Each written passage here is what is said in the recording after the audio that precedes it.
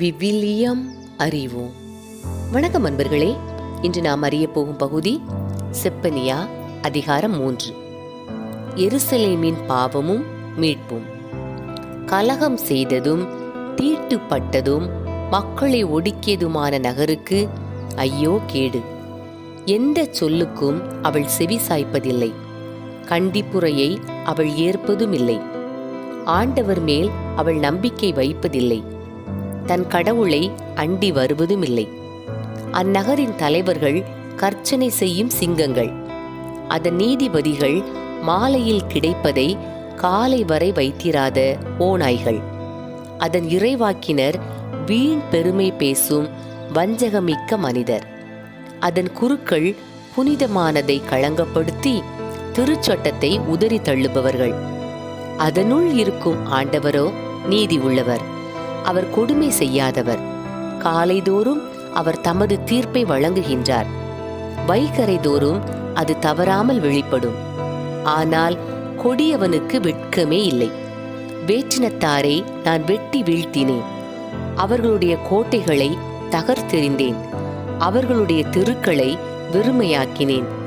அவற்றில் நடந்து செல்பவர் எவரும் இல்லை, யாரும் இராதபடி, எவரும் குடியிராதபடி அவர்களுடைய நகர்கள் பாழடைந்து போயின. உறுதியாக எனக்கு நீ அஞ்சி நடப்பாய், எனது கண்டிப்புரையை ஏற்றுக்கொள்வாய்.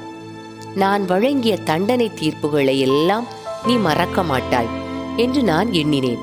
அவர்களோ தங்கள் செயல்களை சீர்கேடாக்க இன்னும் மிகுதியாய் ஆவல் கொண்டனர். ஆதலால் ஆண்டவர் இவ்வாறு கூறுகின்றார்: நான் குற்றம் சாட்டுவதற்கு எழுந்திடும் அந்த நாளுக்காக காத்திரு. வேற்றினத்தாரை ஒன்று சேர்த்து அரசுகளையும் ஒன்று திரட்டி என் கடும் சினத்தையும் கோபத்தீயின் கொடுமை முழுவதையும் அவர்கள் மேல் கொட்டிவிட திட்டமிட்டுள்ளேன். ஏனெனில் என் வெஞ்சின தீக்கு உலகெல்லாம் இரையாகும்.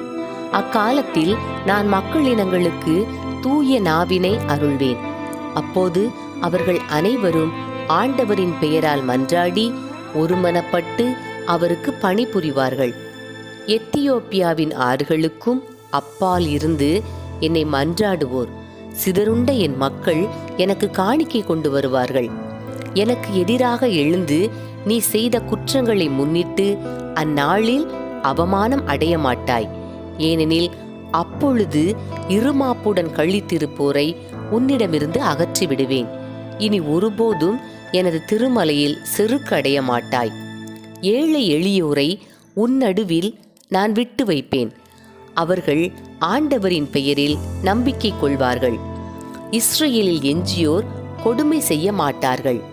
வஞ்சக பேச்சு அவர்களது வாயில் வராது. அச்சுறுத்துவார் யாருமின்றி அவர்கள் மந்தை போல் மேய்ந்து இளைப்பாறுவார்கள். மகிழ்ச்சி பாடல். மகளே சீயோன், மகிழ்ச்சியால் ஆர்ப்பரி. இஸ்ரேலே, ஆரவாரம் செய்.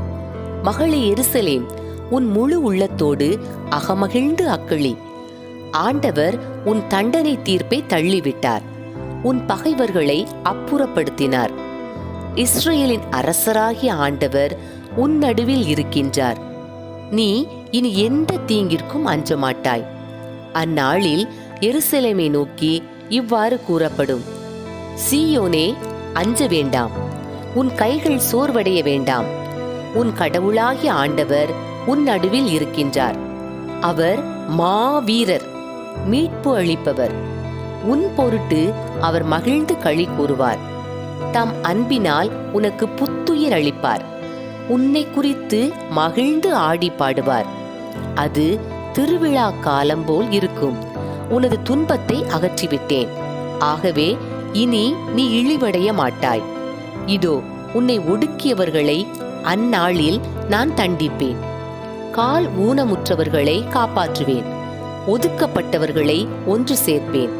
அவமானமுற்ற அவர்களை உலகெங்கும் பெயரும் புகழும் பெறச் செய்வேன். அக்காலத்தில் உங்களை ஒன்றாய் கூட்டிச் சேர்த்து உங்கள் தாய் நாட்டுக்கு அழைத்து வருவேன்.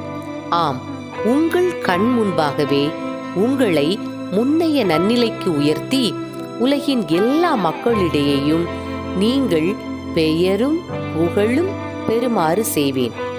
என்கிறார் ஆண்டவர். அன்பர்களே, இறைவார்த்தையோடு பயணித்தோம். இறைவனோடு நம் பயணத்தை தொடர்வோம்.